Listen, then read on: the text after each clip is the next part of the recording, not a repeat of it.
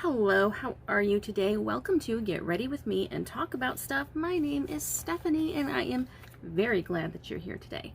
How are you? How has your week been? Today feels like a Friday to me.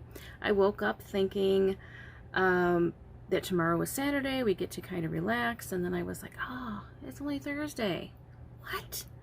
But here we are, and I'm really glad you're here. If you're new to my channel, welcome.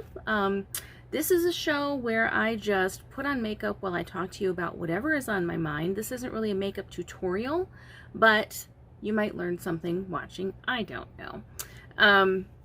Also, if you do like the show and you haven't subscribed yet, please subscribe. Most of my viewers are not subscribers. I don't know what that's about, to be honest with you. But if you like the show, please subscribe, please share, invite your friends to come along. Let's make this a nice, big, fun party. So anyway, now that we've got that out of the way, oh, also, in my description box, I also added links where if you want to support future episodes, you can contribute to the cause if you want to. But I'll be here either way, so entirely up to you. Anyway, so today's topic, as with most things that I discuss, came about purely out of curiosity. A few weeks ago, I started doing like reproducing vintage photos by drawing them, because I have fun doing that, and I've got a bit of a talent for it, so I started doing that and adding drawings to my Etsy shop. What I was curious about, though, a lot of the drawings that I use are vintage photos. Multiple reasons for that. One, I think they're beautiful, but secondly, copyright tends to not be an issue with the photos I use because they are so old. And what I just got very curious. A lot of the photos that I use are vintage erotica, which is nothing like what we have available to us today. At least the pictures that I use aren't. I'm sure there are some out there that could rival even some of the worst stuff that's available to us today. But those aren't the ones that I use or look for. The ones that I use, I just think they're beautiful because, they're sexy, they're erotic, but they're done in a way that is so artistic and so tasteful. It's just totally different than what you might find if you Googled the very same subjects that I Google today. So anyway, that got me curious about how, like, pinup models and so forth, how all that came about. So as per usual, I had to dive in and find out, and that is why we are here discussing it today. Now, most people, when they think of pinup girls, they might think of Betty Page, maybe Marilyn Monroe, but the history of pinups began long before photography. And the appeal of pinups has always been that they are fun and sexy without being, without revealing everything. They leave something to the imagination. They are, the pinup models have a way of looking cheeky and fun, but not stupid.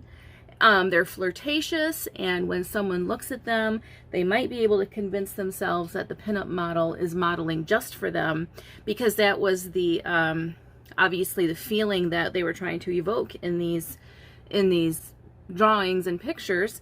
And even though the pinup model is often associated with World War II, she was around long before that. So where did it all begin, though? How did pinup models even become a thing?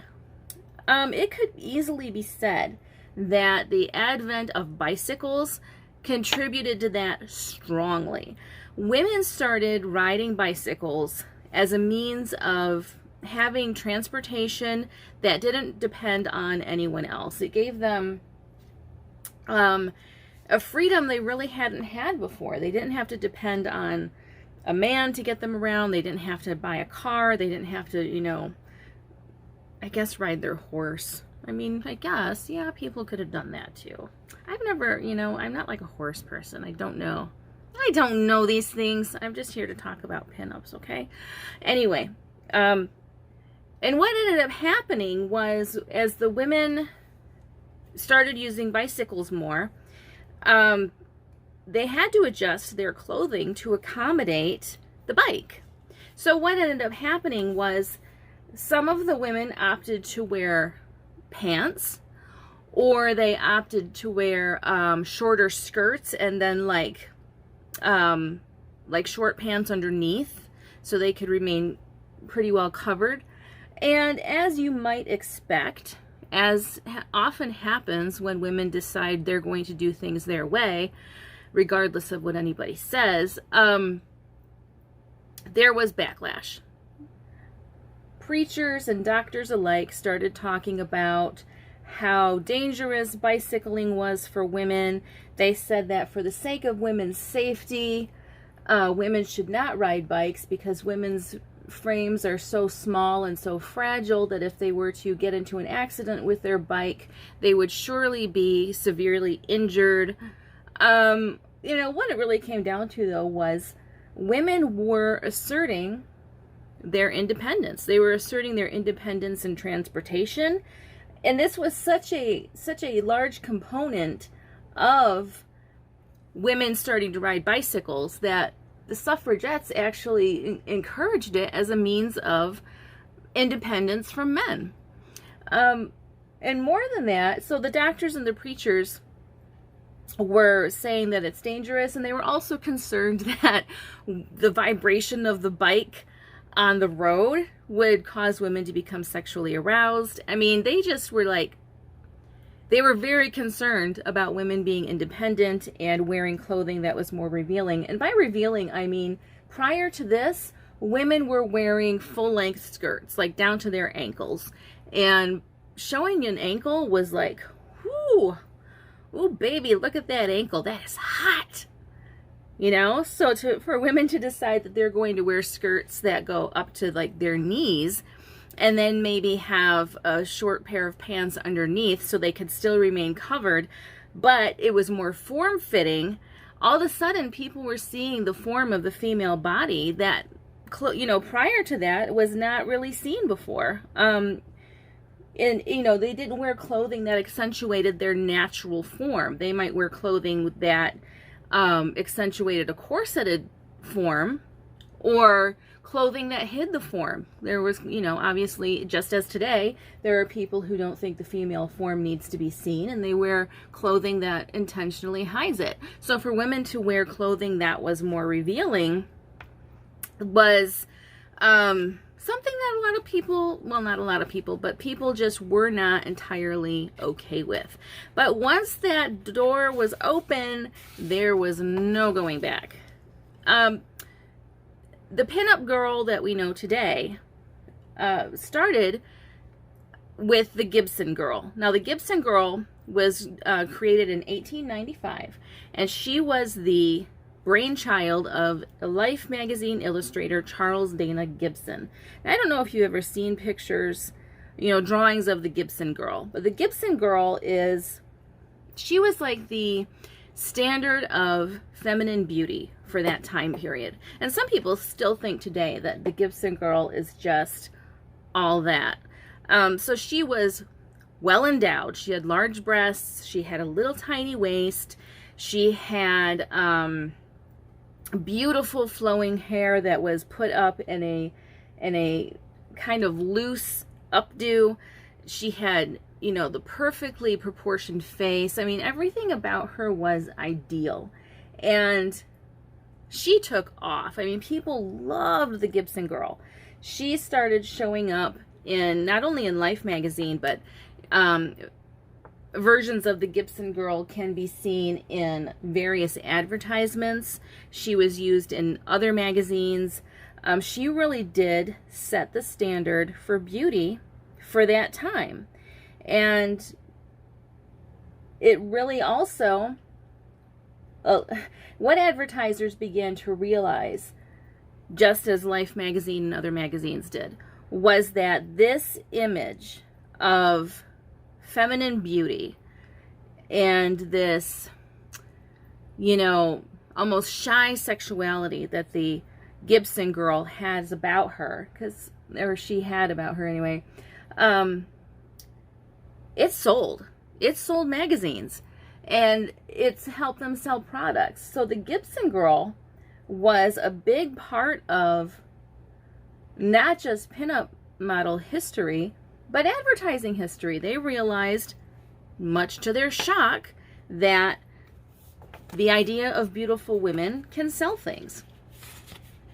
Now, the Gibson Girl, she ran in the pages of Life magazine for the next 20 years, and as I mentioned, she was very popular in advertising, which then led to what we might call the calendar girls. And, you know, the calendar girls, again, were something used to make money. Now, originally, when advertisers realized that using calendars to advertise their businesses and products and so forth, it would be an effective way to keep an idea in front of someone's face every single day. Every time they look at the calendar, check the date, whatever, they would have this product or business name or image in their face, and hopefully it would prompt the person to think about, obviously, the business or the product that is being advertised. Now, the first go around with the attempt to advertise via calendar was to, they made a a calendar of George Washington. Now, as you might imagine, the public was not like clamoring for more George Washington calendars. It just did not go over well. But with the success of the Gibson Girl, advertisers decided it was time to try using that same idea on a calendar. It's kind of a no-brainer. You have this image of a beautiful woman in your face every day, advertising a product. You're going to remember the woman, you might remember the product, and what ended up happening was, surprisingly, people loved it. And the idea of the calendar girl took off, and you know, it still seems to be a thing. I believe they still make calendars featuring beautiful women, probably wearing, you know, at least from what I've seen, far less clothing than the original idea, because this happened in, you know, 1903 was when they first started using the calendar. Okay, 1903 was when they first started using the calendar girl concept, and they started with a woman they named, I don't know if it was her real name or not, but she was called Colette, and, you know, it just kind of took off from there. Now, with the success of the calendar girl, again, people were realizing sex sells. This is a tool that we can use to our advantage whenever we need to get an idea across or sell a product or whatever. And this would carry on into other aspects of American life beyond just advertising products or services. So in 1917, the Wilson administration created the Division of Pictorial Publicity. Now, the goal was to create propaganda that would further the U.S. war effort. Not surprising at all that this all started with propaganda. So the pinup girls of that time, they were illustrated, they were drawn, they were painted, whatever, and they were used to, you know, they had a sex appeal that the hope was that people would see these this propaganda with these beautiful women, and they'd be like, why, yes, I do want to go fight in a war. Where do I sign up? And you know, it apparently worked, you know, because the war effort, well, I guess it wasn't really signing up to go to war, because I think you were just drafted in, I think. I don't know. But, you know, it helped people in the public support the war. It helped make it like a sign of your loyalty to America to support war efforts. Much like we still have today. If America decides to involve itself in a skirmish and you don't support it, people question your patriotism. And that was not, or that's not a new thing whatsoever. So the point of these pinup models, or yeah, I guess pinup models back then, was to get people really super freaking excited about the idea of the U.S. being in war. And it seems to have worked, because the idea of the pinup model to promote propaganda would carry on. What in the world? Okay. I shaved my head this morning, or somewhat shaved it, and I keep finding little hairs all over me, even though, anyway, you don't need to know about all that. That's not what you're here for. So you had the pinup models, you had the war effort, you had the encouragement from the U.S. government via these pinup models to be excited about the idea of war. And what this led to was an increasing sense of freedom for women. You know, the women of the time, you know, while their men were away at war, they were doing things, they were taking over jobs that were traditionally only for men. They were doing things that they'd been told only men can do. And so when the men came back from war, the women were not quite ready to give up that freedom. And what ended up happening, so World War I is over, we're moving into the 1920s, the Prohibition era. The women were like, well, you can have the job back if you want it, but I am not going to change. I am still going to keep showing my ankles. And not only am I going to show my ankles, oh, I'm going to show a lot more than that. And that is when we get the flappers. I think flapper style, I think that fashion is so much fun, and it was really a way for women to become a lot more independent in not only their sense of self, but also declaring their independence in how they were going to dress their bodies. It was saying to the men, you know, while you were gone, I realized that I can actually do a lot more than I thought I could, and it actually feels really good to dress my body the way I want it to, so this is what I'm going to do. And there we have the flappers. And they really became a symbol of the Prohibition era, because it was so defiant. It was not just that these women were, you know, out with bootleggers and were going into these speakeasies and so forth, which is of course what they're known for, but it was just such a sense of rebellion against everything that society had told them at that point that they were, quote, allowed to do. And it really signaled that society as a whole was becoming more free and more open. It was becoming more free in how people chose to express themselves. It was becoming more open in people doing the, you know, people expressing themselves like that publicly. It wasn't just something that had to be done privately in their own home or in their own little groups. They were doing this out in public and making a very public declaration that, you know, my body is my own. I will dress it how I want to. My life is my own. I'm going to live it the way I want to, regardless of what the law says. You know, and the flapper is a symbol of so many things. At the root of that is a symbol of freedom and a more open society. So as time goes on, the calendar girls are still a thing. During the Prohibition era, the calendar girls become much more teasing and flirtatious. And then Hollywood realized, hey, they're onto something with that. And they started making their movie posters much more sexually charged. You did not know, you know, no longer were they content to simply have a picture of the stars of the film in these very, you know, conservative, I guess, you know, well-controlled,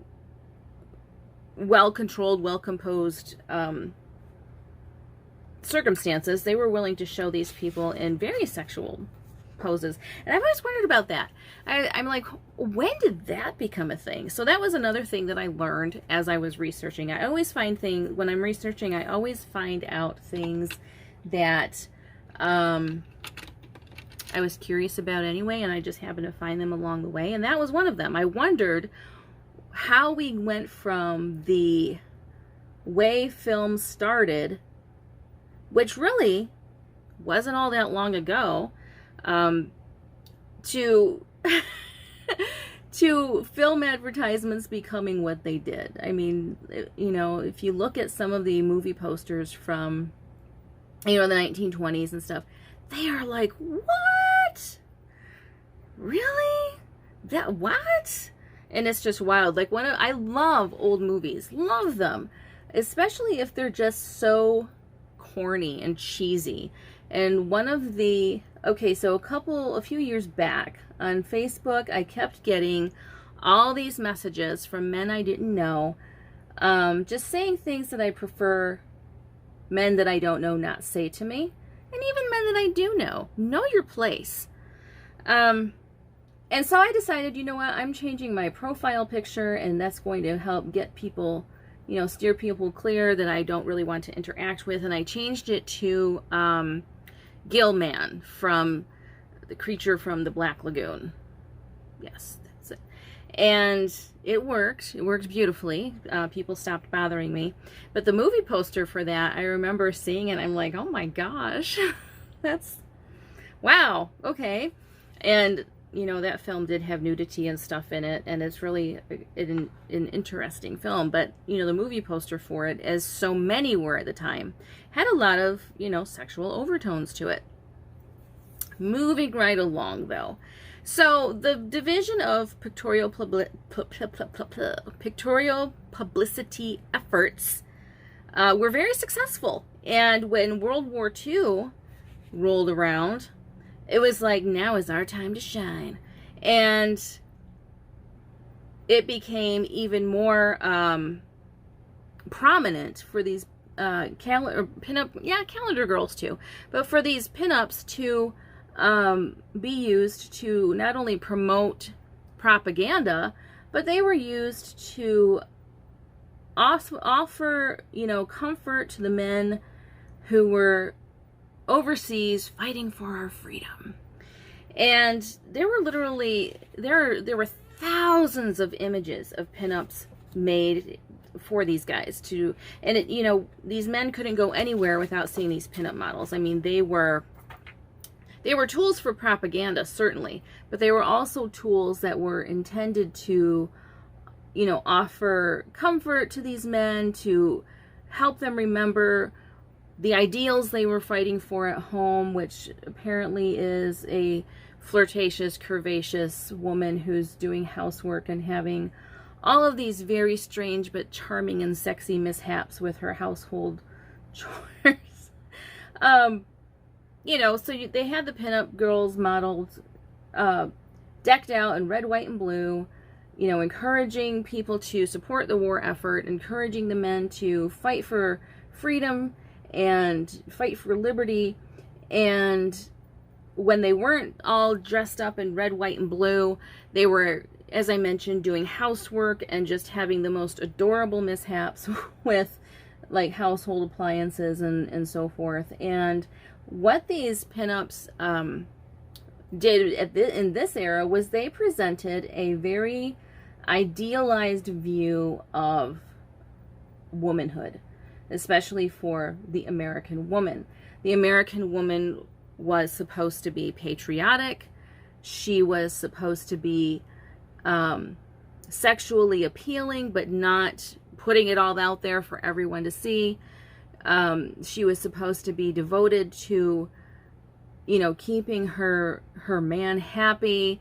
She was also supposed to be a very good housewife. She knew what her duties were and how to perform them. And that was what was presented in these pinups that were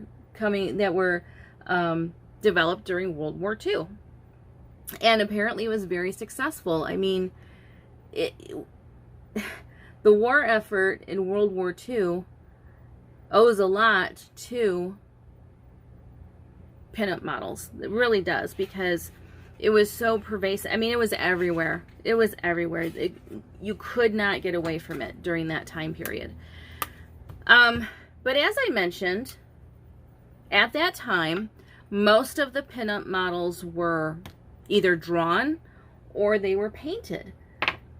Now, that's fine, but as photography began to develop, a whole new world opened up for the idea of pinups. And Betty Page is traditionally credited for helping to make the transition from illustrations to photography. Betty Page started her career as a model for photography clubs. And I just watched a documentary on her yesterday. It's called Betty Page Reveals All. If you have Amazon Prime, it is free to you. So, I mean, it's a fun documentary. I strongly recommend you watch it if Betty Page or pinup models in general are of interest to you. But, you know, she started her career as a model for these photography clubs, and she was very popular. Like, if the people in the club knew that an event that was planned was going to involve Betty Page, the turnout would be, it would almost be too much. They would have such a demand for, you know, such high demand for Betty Page, they just couldn't get enough of her. And she really showed that beautiful art can be created with photography. And then in 1953, oh wait, yes, okay, so Betty Page is considered to be the most photographed and collected woman in all of history. And it's understandable why. I mean, like I said, up to that point, pinup models had been just, they were drawn or painted onto paper and then mass produced to please an audience hungry for more. And then when Betty Page came along, you know, seeing a real woman, like a flesh and blood woman in a photograph, I don't know, there's something about it, about knowing that this woman is out there, that women like that do exist. And I think that she really deserves a lot more credit, because I think that she's a very misunderstood character, and she actually deserves a video of her own, which I will probably do someday. I think she's a very misunderstood person, and she's often associated, because of things that happened during her career, with the more sexually charged, not shy, you know, completely uninhibited side of the pinup model industry, which she was part of indeed, but she also helped launch the careers of traditional pinup models. If it had not been for Betty Page and her willingness to, you know, show up to these photography clubs and really give it 100%, because she had a very natural gift for posing and for knowing how to work the camera, you know, work angles and look into the camera and emote her face in just the right way and present just the right image of herself, that it drew people in. It made people feel as if this flesh and blood woman, not a drawing, not a painting, this real woman was looking at them and was posing just for them. And if it had not been for Betty Page and her willingness to do that, certainly, you know, pinup models would have transitioned into photography at some point, but I don't know if it would have been as successful a transition and as booming a transition as it became because of Betty Page. Now, in 1953, Hugh Hefner launched Playboy, and everybody has probably seen the famous cover with Marilyn Monroe, the first issue of Playboy ever. And the thing with Playboy was, obviously, they were going to use real women, not paintings, not drawings. And Hugh Hefner modeled a lot of the images in Playboy after pinup photography. So again, Betty Page influenced even that. And I don't know. It really bothers me when women are only seen as having one dimension to their character. And I think Betty Page is one of those people. I mean, I learned so much about her as I was researching this topic, and so much about, you know, the life she chose for herself, and unfortunately some of the choices that were made for her. But she really believed, and as did Hugh Hefner, that the human body was nothing to be ashamed of. You know, there was nothing indecent about exposing yourself in a situation where it would be appropriate, meaning that there was consent, there was, you know, you weren't doing it in a way that was harmful to other people, and, you know, or to yourself. And despite what people might think, from everything that I've read, you know, and everything that I've learned through conversations with people who knew him, he really did care about the well-being of the people who modeled for him. And that would come to fruition later in Betty Page's life, where she finally met Hugh Hefner years later, years after she appeared in his magazine, and he could see that she was not being treated right by people who represented her and who were handling her career at that point, or her image, I should say, because she had retired at that point. And he made sure that she got in touch with people who would really look out for her and take care of her. So, you know, he modeled Playboy after the pinup model industry, and Playboy really, you know, it really embraced the idea of this girl next door who is beautiful and sexy, and but also intelligent. She has vibrancy and life. She's not there just to be looked at. And I know that sounds like a contradiction in terms because of what Playboy is, but I think that there is more to some things than what you might imagine. And I really think the intent behind something can come through in the product itself. It can come through in what it, you know, how it impacts people.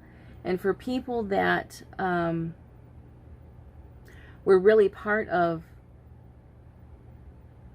you know, the Playboy culture per se, it seems like it served them well. And I know that there's controversy surrounding Playboy and Hugh Hefner, but at least in this regard, and in the things that I know, he really helped advance the idea that women are their own people. They are in charge of what happens with their own bodies. If they are, if they want to share their bodies through photography with the world, that is theirs to do. And there is nothing indecent or wrong with that. There is nothing indecent about a naked human body. There is nothing perverse about it.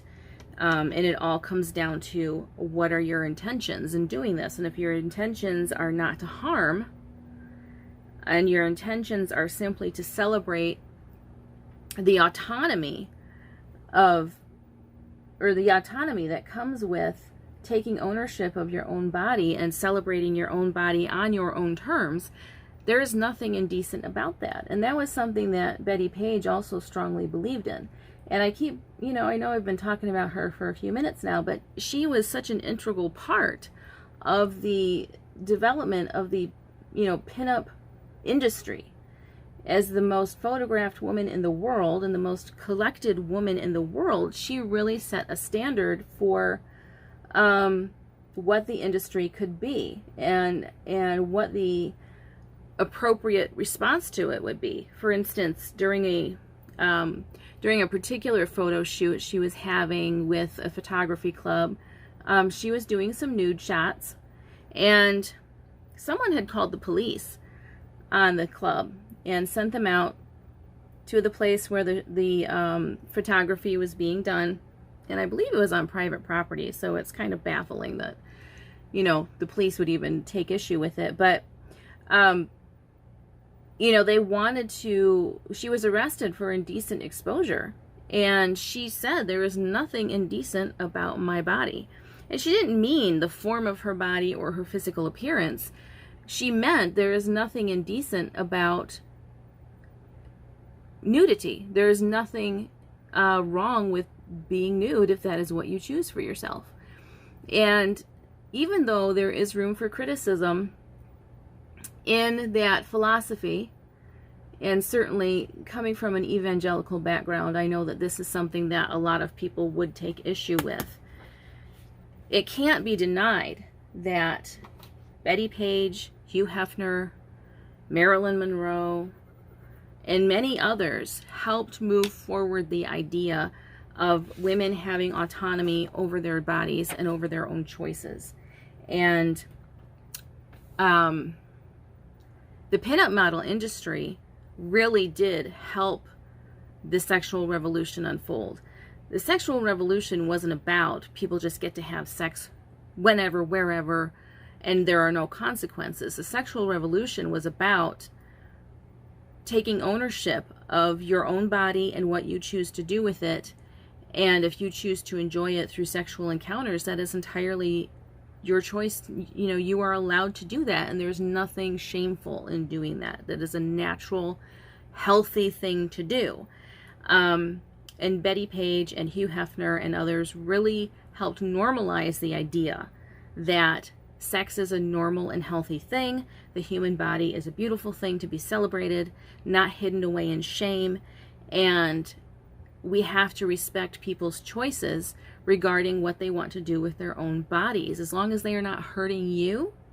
And in the case of pinup models and so forth, that is something that a person would have to choose to look at. Nobody's going to force that right into their face. As long as you're not harming other people, there's no room to criticize you for the choices you're making. All right, I'm going to finish up, and I will be right back with a few more thoughts on pinup girls and why we love them. All right, I'll be right back. All right, I am back. I love wigs, and I also love lashes, but mine are not on very well today. My apologies. I don't think there's ever been a time when I've been doing a video that my lashes are actually on well. But it is what it is. So, back to pinup girls. So, Hugh Hefner launched Playboy, and, you know, obviously Playboy became very popular. Then along came the internet, and we have, you know, as much skin as we want to see and more available to us. And, you know, it is what it is. You know, pinup girls have kind of fallen by the wayside, as one might expect when there's so much material out there. But interestingly, it is still, you know, there is like a whole genre of art, of photography, dedicated to the pinup girl. And I think that this speaks to a yearning some people have to go back to a time when something was left to the imagination. We have so much coming at us now, so many things available to us now that require, you know, nothing of us other than to click and look. It doesn't require any imagination. It doesn't require anything but to just click and look. And I think that there is among some people a desire to go back to a time when, you know, you had to use your imagination. You had to, you know, you would get a little tease, and then the rest of it was up to you. I have a friend who did a photo shoot, a pinup style photo shoot with some friends, and her pictures were they were just so fun, and they were so innocent, and yet they were so sexy. And I think that is the beauty of pinup models, and I think that's why, you know, there's pinup model photography that's still done. There is a whole lot of art out there of pinup models, and there's just something about being sexy and alluring, but not putting it all out there. And I think that, you know, this is just me personally, but I think that less is more in very, very many ways. Now, one thing I did notice, you know, as I mentioned earlier, one of the things that I do with my art is I take vintage photos that I find interesting, and I hand draw them, you know, as I reproduce them, hand drawing them, you know, adding or taking away details that I like or dislike, as the case may be. And in my case, I've been pairing those images with Bible verses to somewhat counteract the toxic ideologies that are out there. So if you're curious about what those look like, you can check on my Twitter or Instagram or my Etsy shop, and I will leave the links for all of those in the description. But one thing I noticed is there is a almost total lack of images of black women, or any women of color really, in these vintage photos. And I know that part of that is because, well, it's racism. And out of racism came the development of film and so forth that typically only does well with people with lighter complexions. It was made to pick up the tones and shadows and hues and so forth of lighter skinned people. So when black people or people of any darker skin were photographed, and I think that might even still be an issue today, but I'm not entirely certain of that. But I know that back when photography was new, if people with darker skin were photographed, it didn't always translate well, because the tools used in photography and in film development and so forth were calibrated for lighter complexions. Also, it's just the notion that the standard of beauty, I think then, and unfortunately still now, although I think it's slowly changing, was very white European. There's a quote here that I'm going to share with you that probably, unfortunately, fairly accurately reflects the attitudes of the, you know, the golden era of pinup models, and explains in the most unfortunate of terms why there is such a dearth of women with darker complexions as pinup models. And even in the vintage erotica that I use sometimes in my art, there are almost no black models being used. So this is the quote that was overheard by a well-known, at the time, this is, you know, back in the 50s, I believe. He was a well-known photographer, and he overheard this. It was said, "It is next to impossible to supply consistently attractive pinups and fashion photography using Negro models, for the simple reason that there aren't that many attractive Negro girls who have charm and are photogenic." I beg to differ, sir or ma'am. It didn't say who said that. But, you know, so it's, as with so many things, the history of pinup models is not without blemish. But pinup models also helped advance everyone forward in their ideas about sex, and their ideas about beauty, and their ideas about nudity.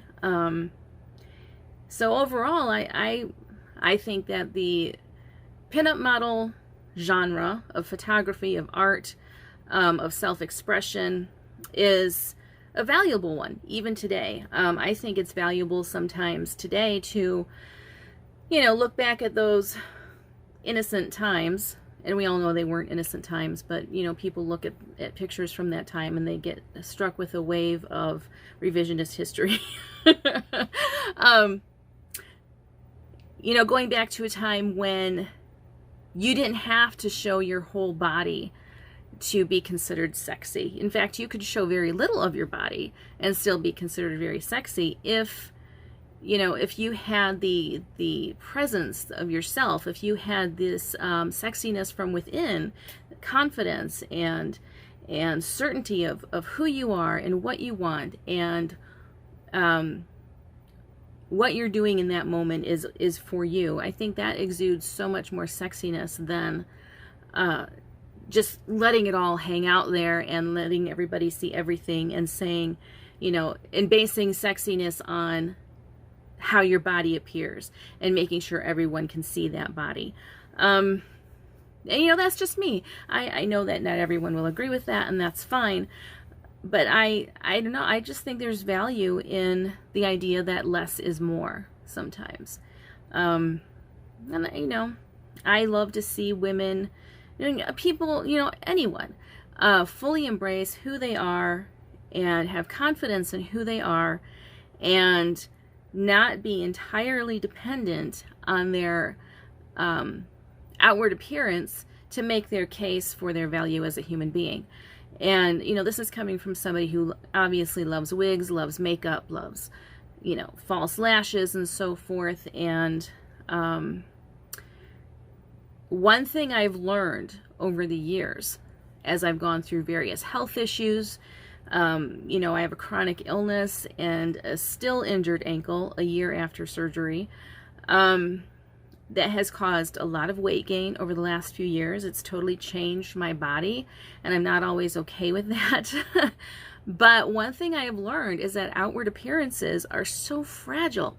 You know, if you base your entire sense of self and your entire sense of your value as a human being and as an attractive human being on how you physically appear, you're building a foundation. You're building on a very shaky foundation, because all it would take is one accident, one car accident, one biking accident, whatever, or one illness that absolutely ravages your body for your appearance to change. So that's why I think that sometimes looking back at those days when less really was more, as far as how much of our bodies we show and how much of our physical being we choose to share with everyone. Because so much of the sexiness of pinup models, yes, they were curvaceous and had nice assets, and you know, they were obviously physically very attractive. But I really think, because it's not like those like images of nude or almost nude women was just unheard of. It wasn't. I mean, that, you know, you could access that stuff even 100 years ago if you wanted to. But I think that part of the appeal of the pinup model, even back before pinup models were even a thriving industry, was that they exuded a sexiness and an appeal that came from deeper within themselves than just how they looked. Because you can be the most attractive person in the room physically, but if you're not feeling it and you're unsure of yourself and you just don't exude that confidence, it's just, you know, the physical appearance only can do so much. If there's nothing else there, it's not really all that attractive. And maybe that's just me. But anyway, so I hope this has been an enjoyable video for you. I'm sorry, as always, that I stumbled over my words as much as I do. I have got a chronic illness that very often makes my brain very foggy. So as I'm trying to find my way through, I get lost sometimes.